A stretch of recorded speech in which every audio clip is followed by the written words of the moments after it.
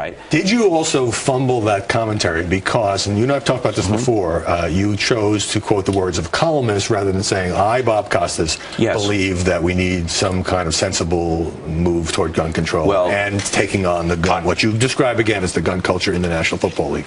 As I said to you then, as I said on Bill O'Reilly's show, as I said with Dan Patrick on the radio, and I went all over the place, Lawrence O'Donnell on MSNBC, I could have done a better job. Part of the blame of this is on me. I don't regret taking on the issue, but I wasn't as effective and clear as I think I generally am. I'm a pretty good broadcaster, and generally I get my point across as I intended. You've been doing it a while. In this case, I didn't have enough time, and I bit off more than I could chew. There's a big difference between 50 seconds and 2 minutes where you can lay things out.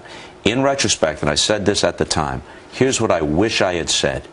If we want to really get some perspective on this, we ought to have a conversation that will ensue now and continue about A, domestic violence, and are those who play a violent sport more inclined toward it?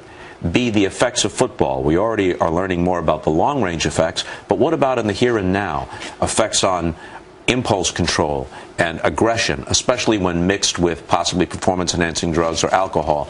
And then 3, athletes and guns. And I should have said, not talking here about anyone's responsible legal exercise of their legitimate Second Amendment rights, but I am talking about a gun culture which pervades sports. It was that gun culture in the NFL that I was talking about. It was misunderstood as something hostile to the Second Amendment or gun control speech. I never used those words, but part of that is on me because the time was too short and I didn't recognize how truly sensitive and volatile the issue was, and I should have taken greater pains to lay the whole thing out.